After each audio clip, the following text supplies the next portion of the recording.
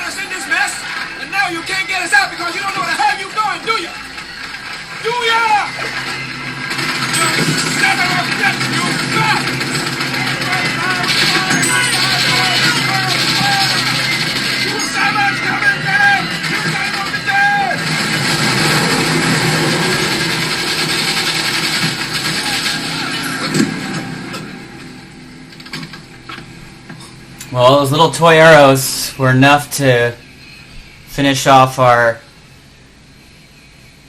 captain of the ship.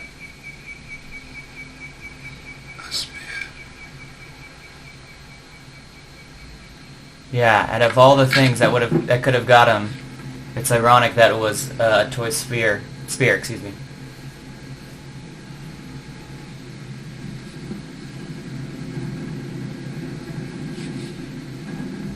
So we're seeing the cost of this war being played out.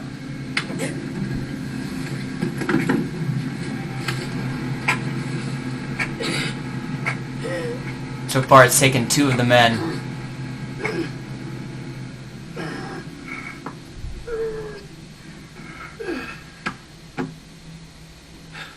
So we've got Lance, Chef, and Captain Willard left.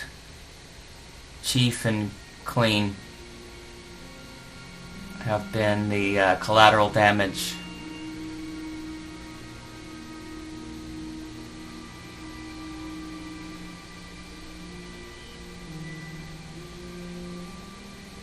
Lance is already halfway lost it. He's got the fake arrow through his head.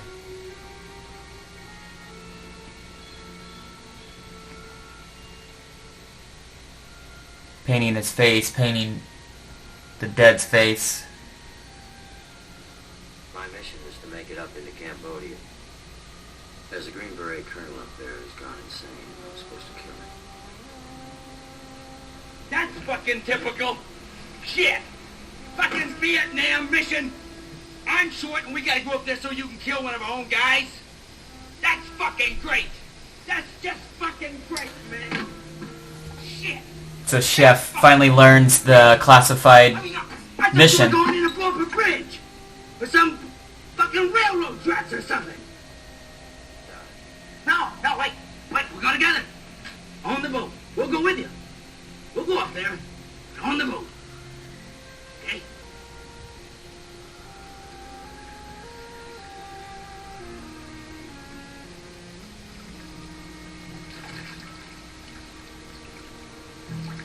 Remember again, we know the fate of the identical, near identical mission not long before this one. Unsuccessful. The person was psychologically compromised by Kurtz, and so Willard, of course, is wondering if that's his own fate.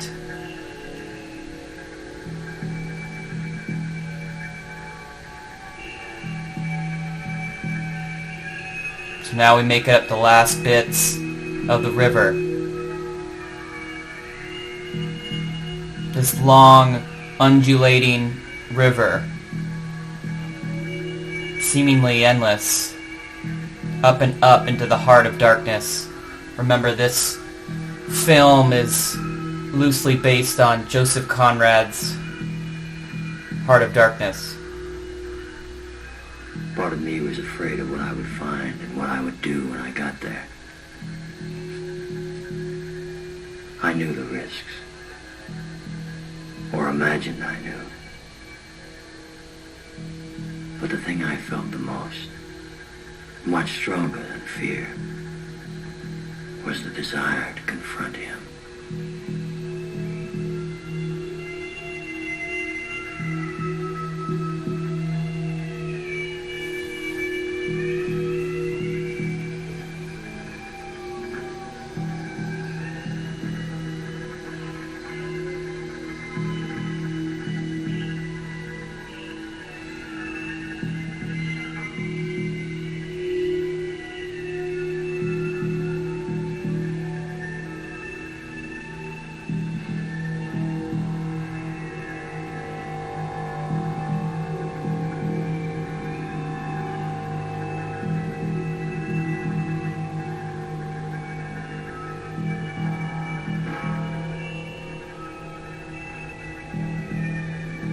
You can just feel that we're getting close.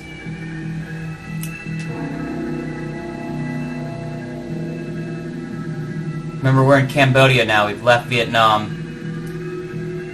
The U.S. isn't officially in Cambodia.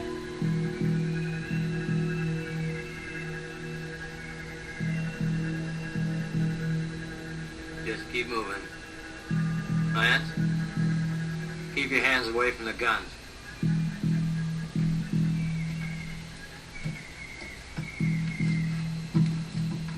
And we have arrived.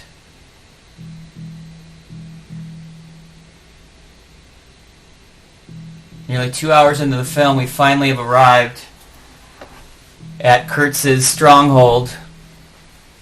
And what we find is hard to believe. It's like a cult gathering. So we've got what seem to be indigenous people painted their bodies in whites.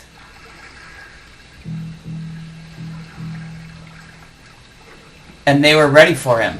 They've been waiting for this. This really is the heart of darkness.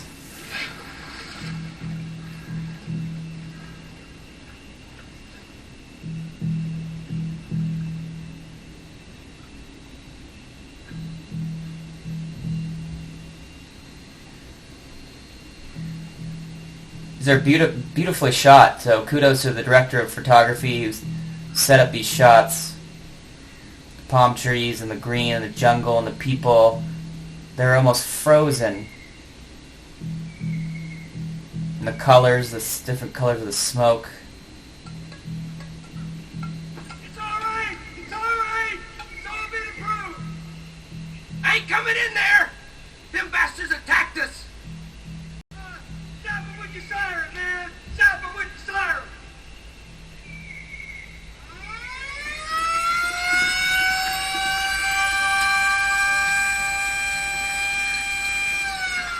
There's mines over there too! And watch out, those goddamn monkeys bite you, I'll tell you.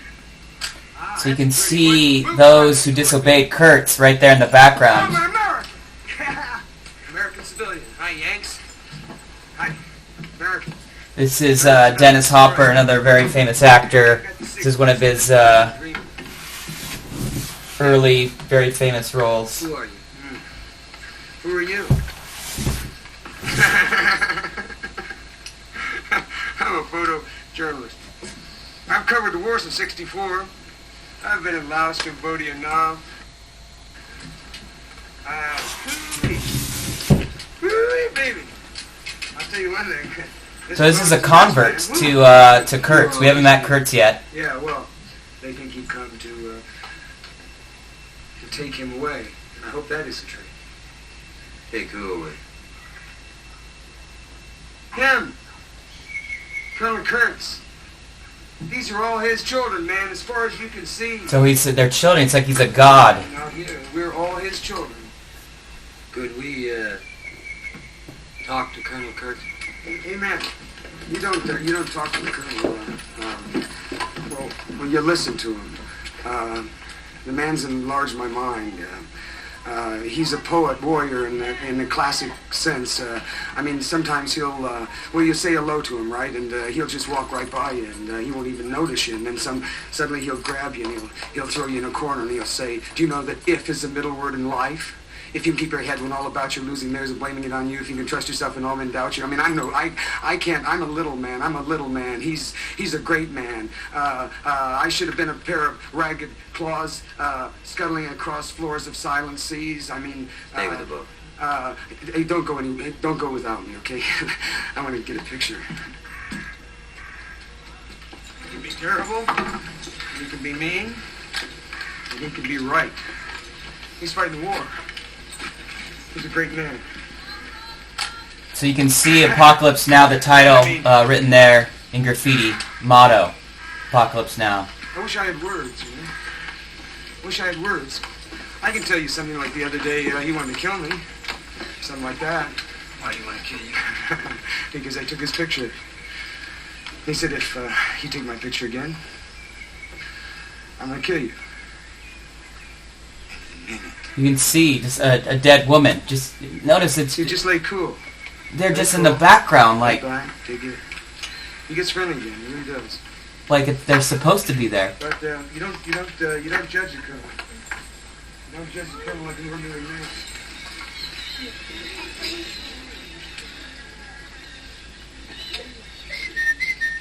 Okay, watch it now. These are Americans. Americans.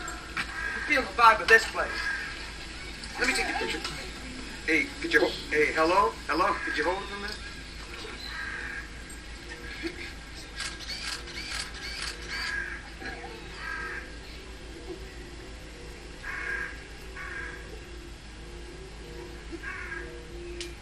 So remember, keep asking yourself, who's on the right side of this war? Maybe one of the potential answers to that question is there is no right answer to that question. There's no black and white with war. It's all gray. Everyone's soul is tainted. Everyone's humanity is robbed. It brings out the worst in us. And the line of right and wrong have been blurred. So that was the person who came before him who converted, Colby. He's going crazy. Wrong. If you could have heard the man just 2 days ago, if you could have heard a man, God, you were going to call him crazy? Fucking A. I just want to talk to him. Well, man, he's gone away. He's gone away. He disappeared out in the jungle with his people. I'll wait he for feels him. comfortable with his people. He forgets himself with his people. He forgets himself. Captain, maybe we should wait back at the boat. I think... Okay, Chef. We'll go back to the boat for a while. Yeah. Stay with Lance.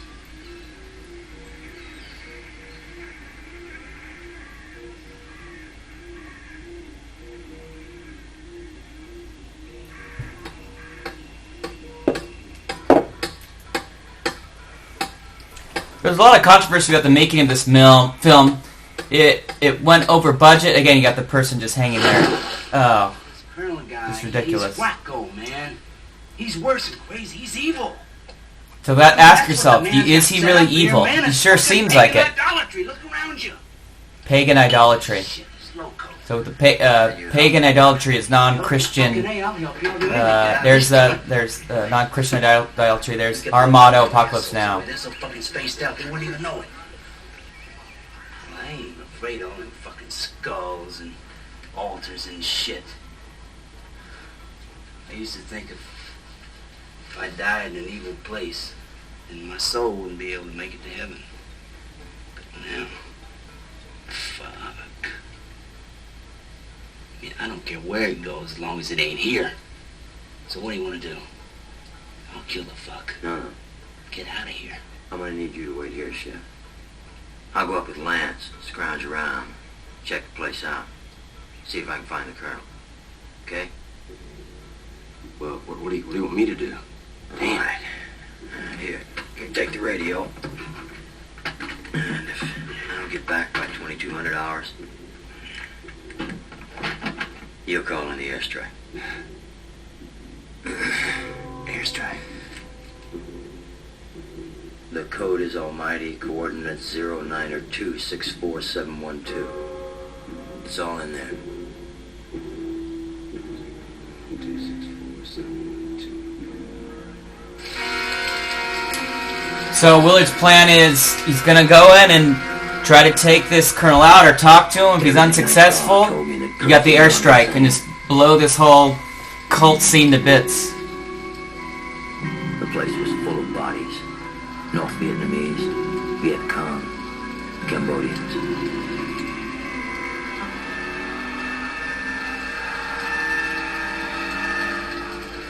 If I was still alive, it was because he wanted me that way.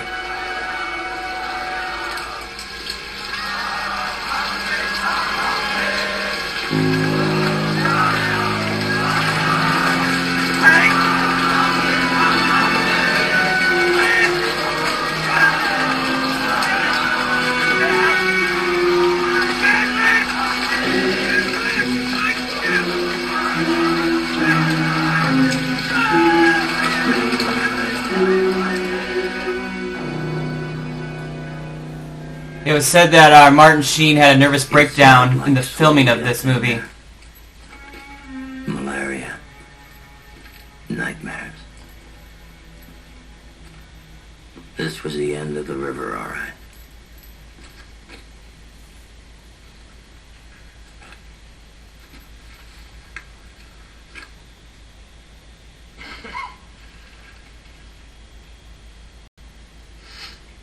Where are you from, Willard?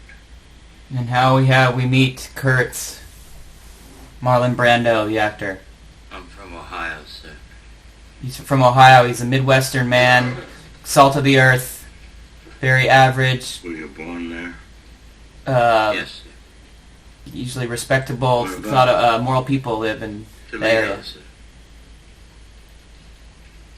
Not a city boy. Toledo's a smaller town. How far are you from the river?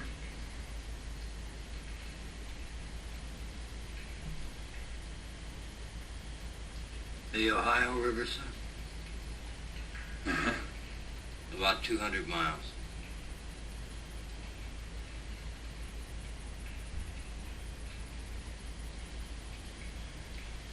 I went down that river once when I was a kid.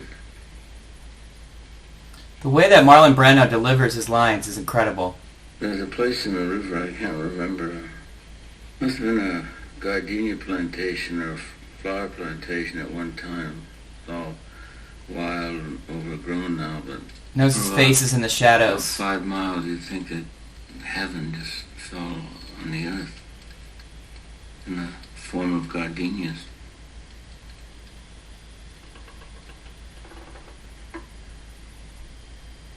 Marlon Brando was also extremely overweight, and the producer and director thought that he was too overweight for the scene.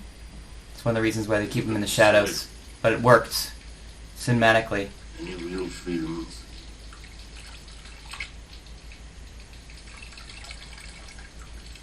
Freedoms, the opinion of others, even the opinions of yourself. So he's talking about being true and authentic to yourself, and Kurt saw how inauthentic the war was,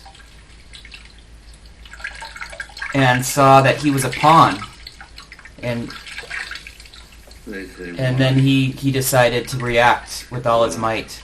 And since he's essentially a genius, Why they want to terminate my command. and now we see his face for the first time.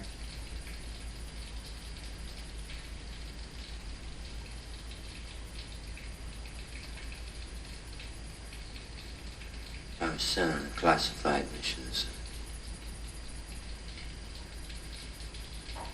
No longer classified.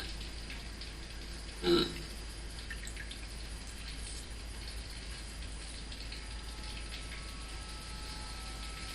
did they tell you? They told me that you had gone totally insane. Yeah, Kurtz doesn't like that. See his fists balled up. That your methods were unsound. So that's another open question. Yeah, whose methods are unsound? Kurtz's or the U.S. government's in their military action in Vietnam? Any method at all.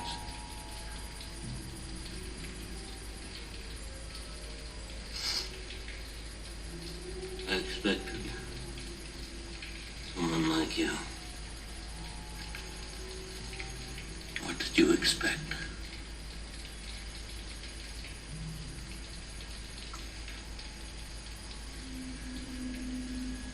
Are you an assassin?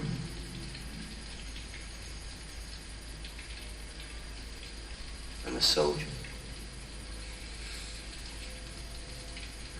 You're neither. You're an errand boy. Sent by grocery clerks. So Kurtz is questioning his authenticity, saying he's a pawn. You're an errand boy. That's a great line. You're an errand boy. To collect a bill, you're nothing. You have no freedom. You have no identity. You gotta wake up and see this war for what it is. But when he says you're an errand boy, he's really projecting the fact that he had been an errand boy for his whole life. Kurtz had wasted the brilliance that his natural ability and talents wasted away.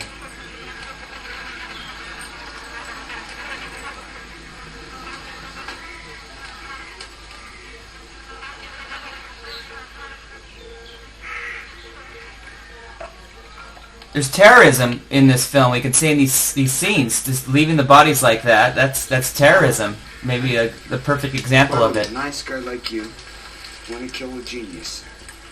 So is he a genius or is he crazy? That's what I want you to think about as you watch this film with my commentary, and as I said, watch it on your own with better sound and no interruptions by my comments.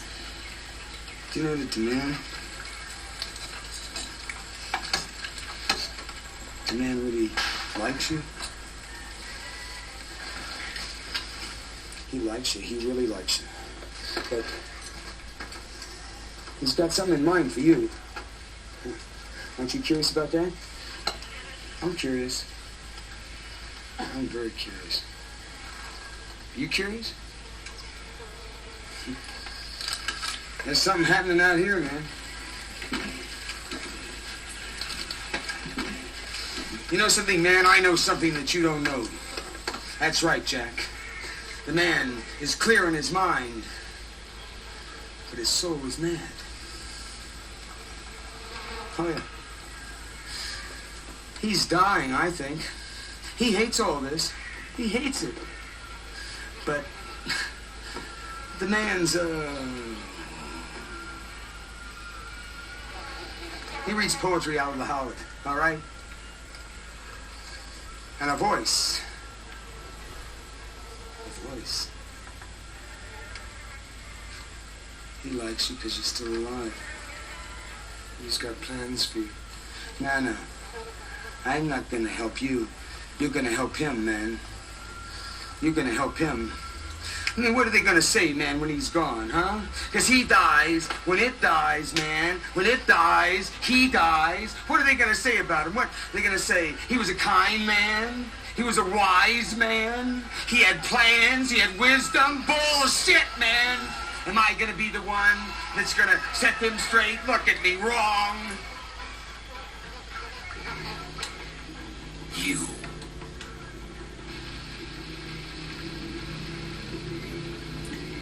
Almost 8 hours.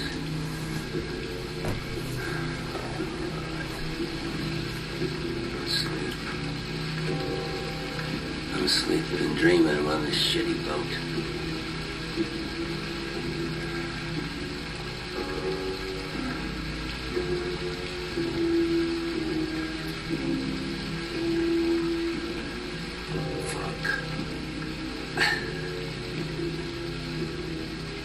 Has it been loose.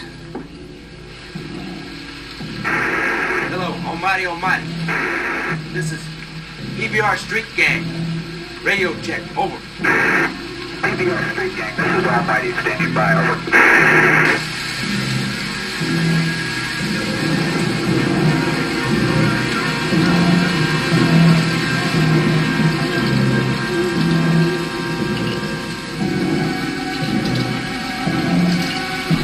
So now Kurtz is showing him who's in charge. He's tortured him, starved him, deprived him of food, sleep.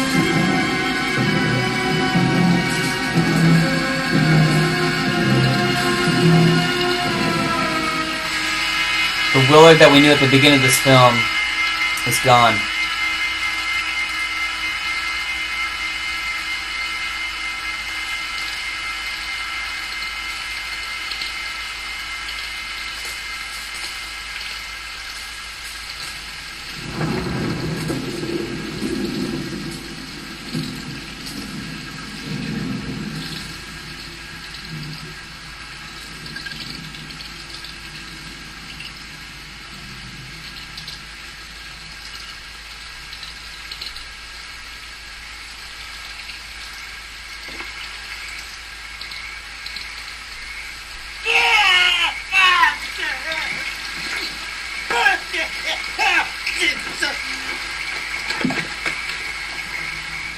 And of course, that is Chef.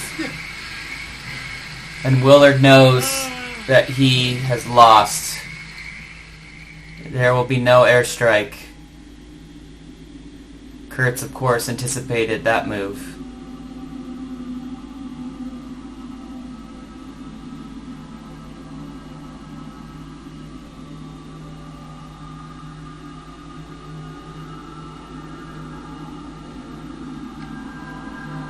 Now that Kurtz has broken Willard, he wants to recruit him. See, Kurtz is feeding,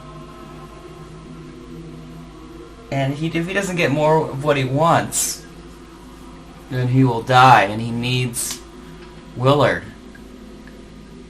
But he has to convert him first. He has to break him, and that looks like that's what's been done.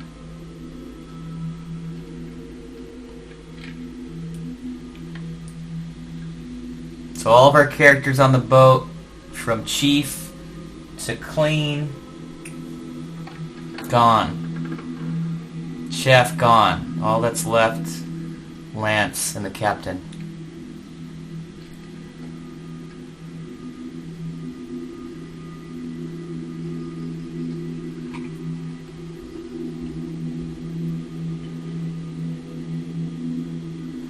The producer of this movie was unhappy with its theatrical release. We're watching the theatrical release. That's what people saw in the theaters in 1979. But Coppola wanted it to be much longer. And there is a director's cut of sorts called Apocalypse Now Redo or Redux, R-E-D-U-X. And that one clocks in at over 3 hours and 15 minutes. So it's an hour more of footage. And while that might have the feel of an extra long sort of Lord of the Rings like movie, when you have a movie that's over 3 hours and you're sitting in a dark theater without any breaks, you really are completely submerged in the world of film, and that's exactly what Coppola was after. We're the hollow men. We're the stuffed men, leaning together, headpiece filled with straw. That's a really important line right there, too. We are the hollow men, the stuffed man. Inauthentic, fake. And meaningless, wind and dry grass. A rat's feet. Oh, he's out there. Grass in a dry cellar. He's really out there. Shape without form. Shade without color. Paralyzed force. Gesture without motion. Do you know what the man's saying? Do you? Those who have crossed with direct eye. This is dialectics. It's very simple dialectics, 1 through 9. No maybes, no supposes, no fractions. You can't travel in space. You can't go out into space, without with fractions. What are you going to land on? 1/4, 3/8? What are you going to do when you go from here to Venus or something? That's dialectic physics, okay? Dialectic logic is there's only love and hate. You either love somebody or you hate them.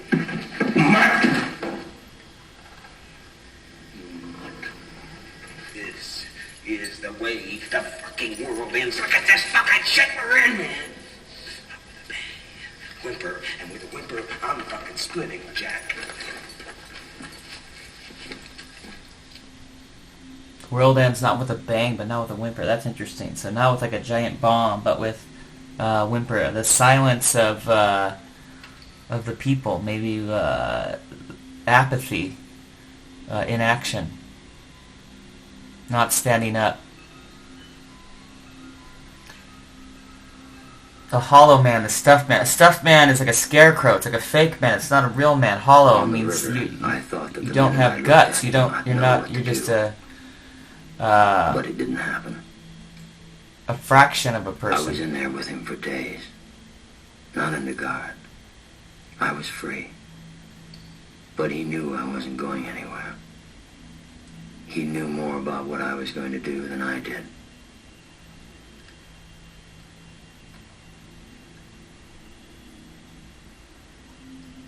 If the generals back in the train could see what I saw, would they still want me to kill him? More than ever, probably.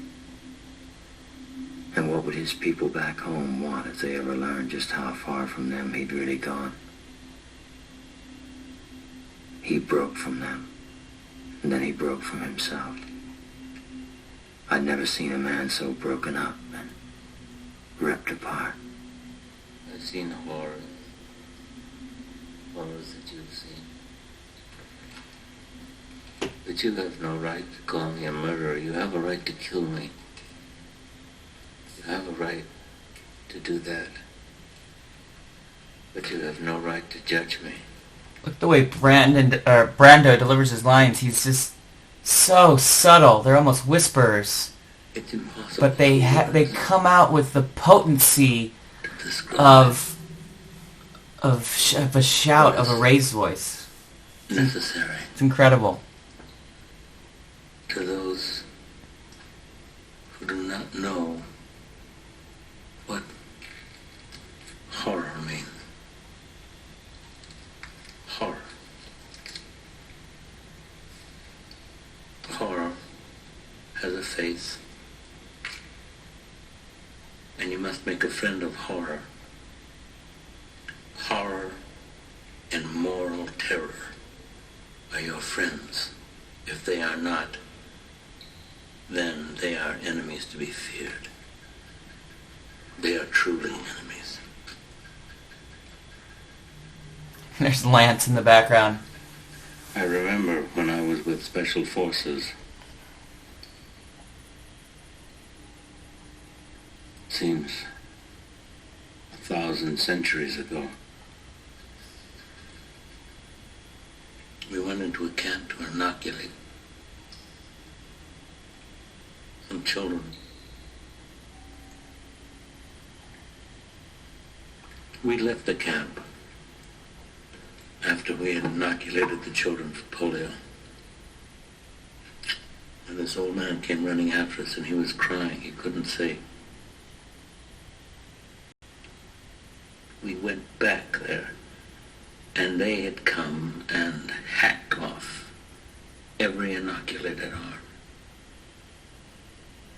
There they were in a pile of little arms. And I remember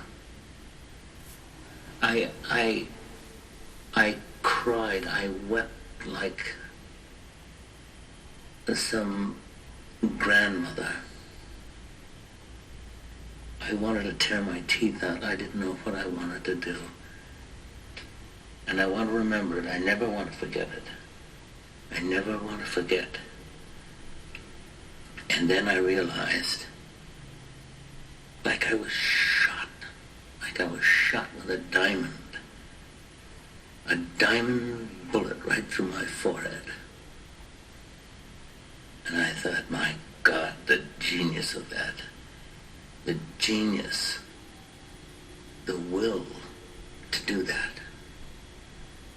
Perfect, genuine, complete, crystalline, pure. And then I realized they were stronger than me because they could stand it. These were not monsters. These were men, trained cadres. These men who fought with their hearts, who have families, who have children, who are filled with love. But they had the strength to do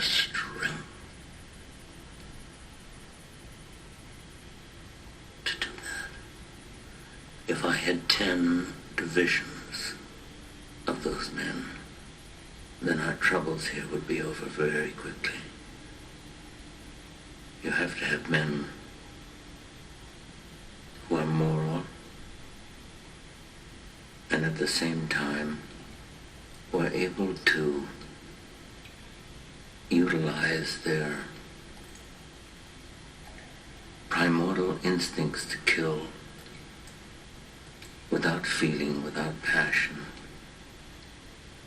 without judgment.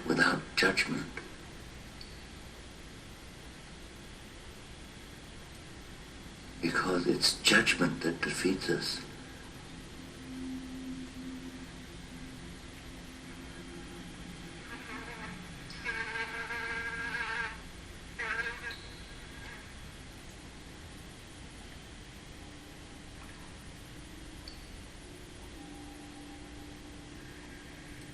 I worry that my son might not understand what I've tried to be.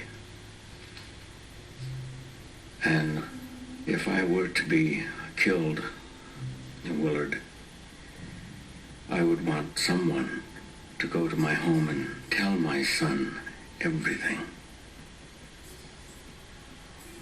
Everything I did, everything you saw. See, that's one of the reasons why he needs Willard. There's something that I detest more than the stench of lies. He doesn't want his, what he believes, acts of justice to be spun as the acts of a madman. You will do this for me.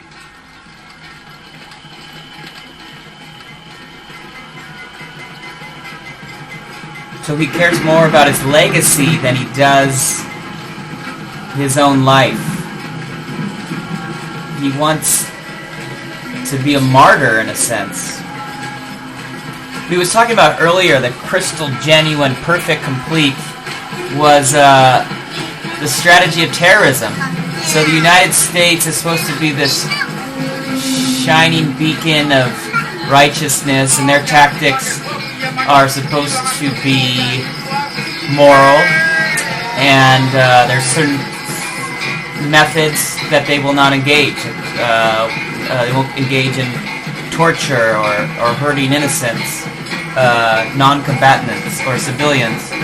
But he's saying, we're not going to win this war because the enemy, they're not amoralists. They're moral people who have families, but they have been trained to use the tactics of terrorism. The cutting off of the arms of the inoculated children. That broke a man who had been the perfect soldier, and he realized if you're going to do war, that's how you win. They were going to make me a major for this. And I wasn't even in their fucking army anymore. Everybody wanted me to do it. Him most of all. I felt like he was up there, waiting for me to take the pain away. He just wanted to go out like a soldier, standing up. Not like some poor, wasted, rag-assed renegade. Even the jungle wanted him dead. And that's who he really took his orders from anyway.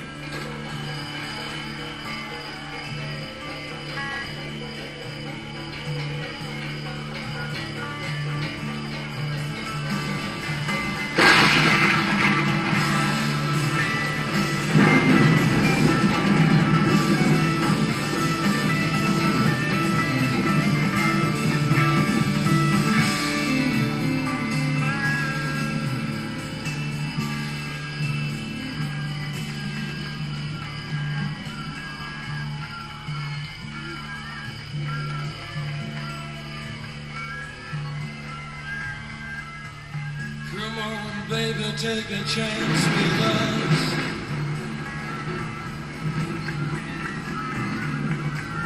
Come on, baby, take a chance with us.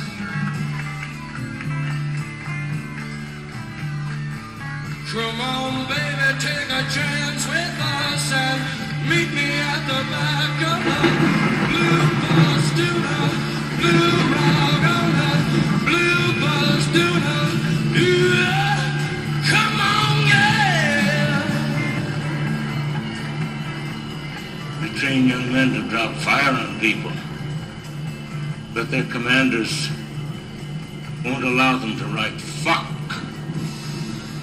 on their airplane because it's obscene. So the hypocrisy of, we won't allow profanity, but we'll allow the violence.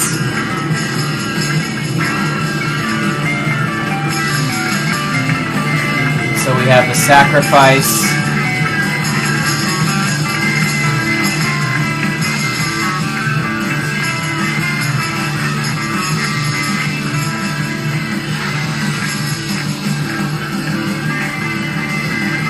But Kurt sees himself as a martyr, as he has to sacrifice himself for his people. He sees himself as almost a Christ figure.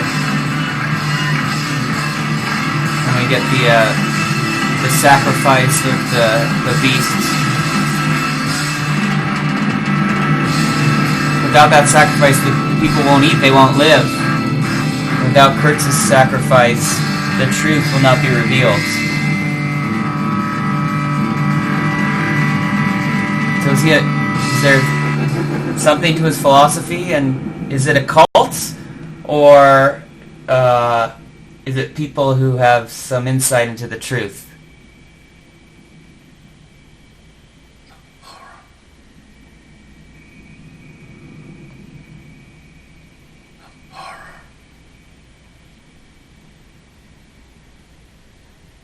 It's the horror of war. It destroys our humanity. And the people who start these wars, they're not the ones who have to face the horror.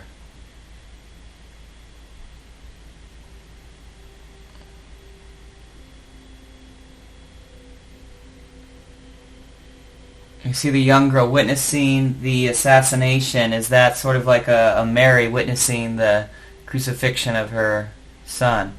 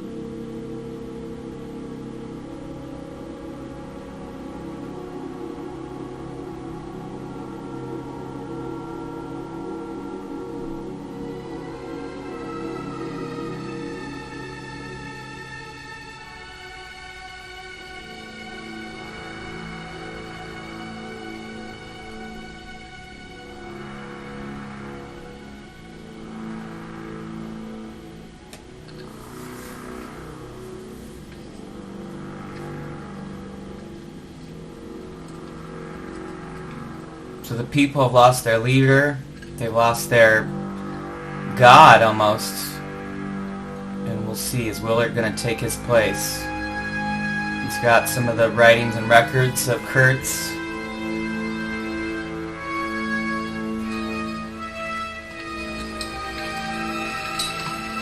And they're bowing to him.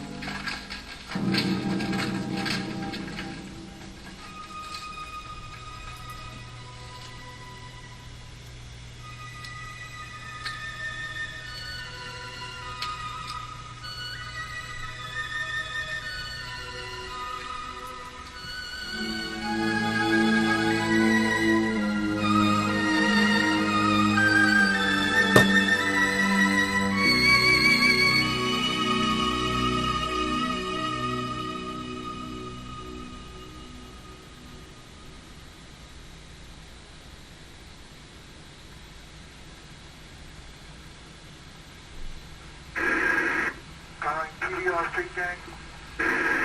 PBR Street Gang, this is Almighty. Do you read me over? PBR Street Gang? PBR Street Gang, this is Almighty. So the airstrike people are trying to figure out, getting contact with them, and Willard just turns the radio off.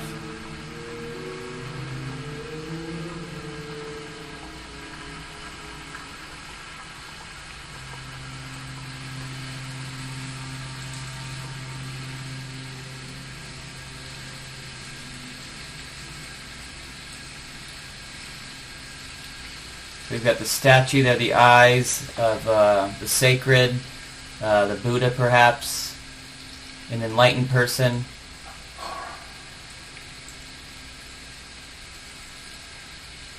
And here we get the final lines of the film, Kurtz repeating, the horror, the horror.